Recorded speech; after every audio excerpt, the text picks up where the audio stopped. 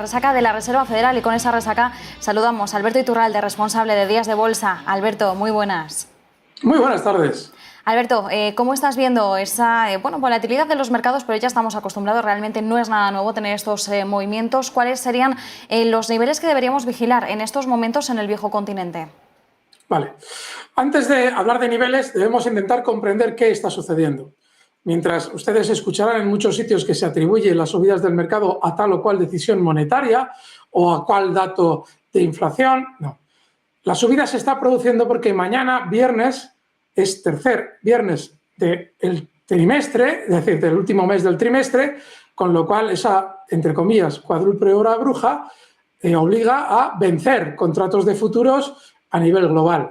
Y si hemos tenido un mes antes del vencimiento una época de pánico, sobre todo en Europa, por aquello de la entrada de Rusia en Ucrania, pues obviamente ahora, una vez que se ha generado ese pánico durante este último mes, el sistema financiero que ha recogido todos los contratos de futuros en el lado bajista que se han ido lanzando al mercado por el pánico, rentabiliza su posición si hace subir las bolsas. Y es lo que está pasando a nivel global. Dicho esto, ahora solamente tenemos que atender a los puntos desde los cuales se han desplomado los índices. Y en el caso, por ejemplo, del DAX, estamos hablando de los 14.800, cotizan 14.360.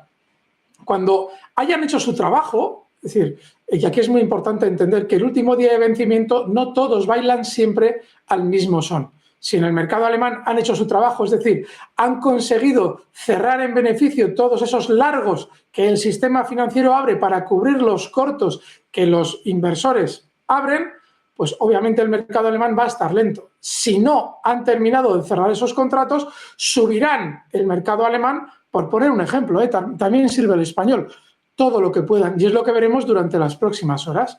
En el caso del IBEX, la zona de siguiente objetivo alcista está justo en la zona 8.530. Esa es la primera resistencia importante que se va a encontrar ahora nuestro índice. Un poquito por... sí, 8.530. Y si vamos al mercado americano, en el caso del Dow Jones, pues la siguiente zona de objetivo alcista para el índice americano estaría en niveles de 34.700. Esa sería la resistencia. Es muy importante entender lo que suceda en lo que queda de sesión americana también y lo que suceda mañana en clave de vencimiento, no en clave de todo lo que está mareando al mercado, porque si atendemos a lo que está mareando al mercado, a priori pensaremos que tal decisión, si se produce, debería producir una caída y nos encontramos con todo lo contrario, porque realmente el mercado ahora obedece a algo absolutamente especulativo. Y es que una vez generado el pánico en Alemania, ese sistema financiero ha alargado todo ese pánico para ahora hacer subir los mercados. No hay otra. Adelantado, Alberto, porque quería preguntarte precisamente por esa cuádruple hora bruja que tenemos mañana, claro. Freaky Friday, como llaman los estadounidenses, esos vencimientos de opciones y futuros sobre índices y también sobre acciones. Como decías, va de forma escalonada, son distintos los horarios y por lo que suele converger pues esa volatilidad, suele registrarse una volatilidad más elevada. En el caso del IBEX 35 va a ser a las 5 menos cuarto cuando se produzca esos vencimientos, pero a lo largo del día, empezando por el Eurostoxx, siguiendo por el DAX y luego ya pasando a Estados Unidos y a Francia, vamos a ir viendo todos esos vencimientos. Pero sí que es cierto, Alberto, que en las últimas ocasiones, cuando nos hemos enfrentado a una jornada de cuádruple hora bruja, no hemos visto la volatilidad a la que estábamos acostumbrados normalmente, y esto, bueno, pues siempre se había trasladado a cómo los bancos centrales estaban dopando el mercado, ¿no?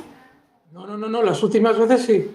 Habíamos estado muchos años, hasta creo que ha sido junio del año 2021.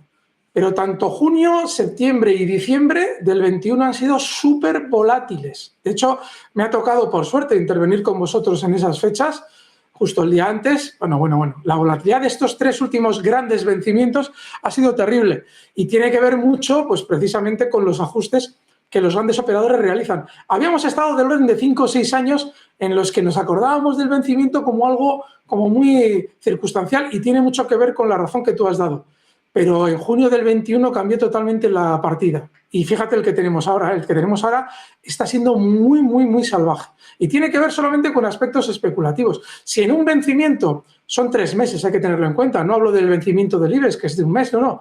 O el CAC 40, que también es de un mes. No, pero en 3 meses, si has tenido en el intervalo del último mes de vencimiento un momento muy acusado, en un sentido, y lo hemos tenido en el lado bajista, con aquello de la guerra, la guerra que lleva 8 años produciéndose, pero la entrada de Rusia en Ucrania, ahí obviamente el sistema financiero hace su agosto si precisamente imprime volatilidad a los índices, que es lo que está haciendo. Pasando al mercado nacional, a la IBEX 35, y las caídas las protagonizan los bancos y también Inditex, que por cierto ayer publicaba sus cuentas, veíamos el lastre en los títulos de la compañía. ¿Cómo estás viendo, por un lado, al sector bancario español y por otro lado a esa joya de la corona textil? Hay que diferenciar mucho entre esos dos valores. Por un lado los bancarios y luego Inditex. Y diferenciar mucho por una razón. Hay que recordar que el sector bancario, sobre todo los grandes, por poner el ejemplo del BBVA, viene de una época muy alcista. Desde el descubrimiento de las vacunas, de las vacunas, que se llama vacuna, el BBV y el Santander han subido mucho durante los últimos año y medio, 2 años. Sin embargo, Inditex, hace unos meses, con la noticia de la salida de Pablo Isla, se produce una caída enorme. No estamos hablando de lo que hemos vivido ahora con lo de Ucrania, no. Una caída previa enorme. Y ahora, una vez que ya nos dijeron que obviamente en Rusia tienen que cerrar tiendas, todo lo que ha pasado a nivel global, nos encontramos con que el rebote, con unos resultados muy buenos, que son los que tú dices ayer, genera más recortes. Ojo, porque Inditex tiene algo dentro que no funciona bien. Probablemente sea algo circunstancial, porque no deja de ser un valor que en el largo plazo había subido mucho, ha estado lateral en los últimos 3 años y probablemente en el tiempo vuelva a su tendencia alcista. Sin embargo, apunta a que en el plazo relativamente corto de tiempo, de aquí a unos meses, podría tener más caídas en contra de lo que quizás veamos en la banca. Porque fíjate cómo, antes de entrar yo, dabais esa perspectiva tan negativa global que se está viendo sobre las economías.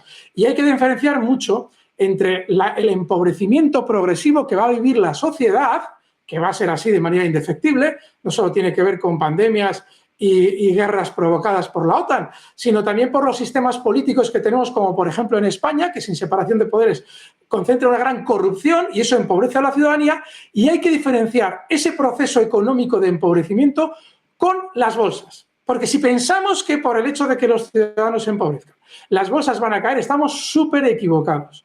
Las bolsas se han convertido en un club elitista que puede perfectamente subir aunque la ciudadanía se esté empobreciendo de manera progresiva. Y eso implica que a un sentimiento muy negativo del mercado, como el que estamos viviendo estos días, se corresponden subidas normalmente muy fuertes, mucho más de lo que nos imaginamos. De manera que, ojo, con un ojo hay que mirar a la economía para lo que nos afecta a nuestro bolsillo, pero un especulador no tiene que mirar con ningún ojo a la economía, solamente al sentimiento que hay en el mercado, y ahora es muy negativo, y a lo que están haciendo los precios, que ahora es rebotar.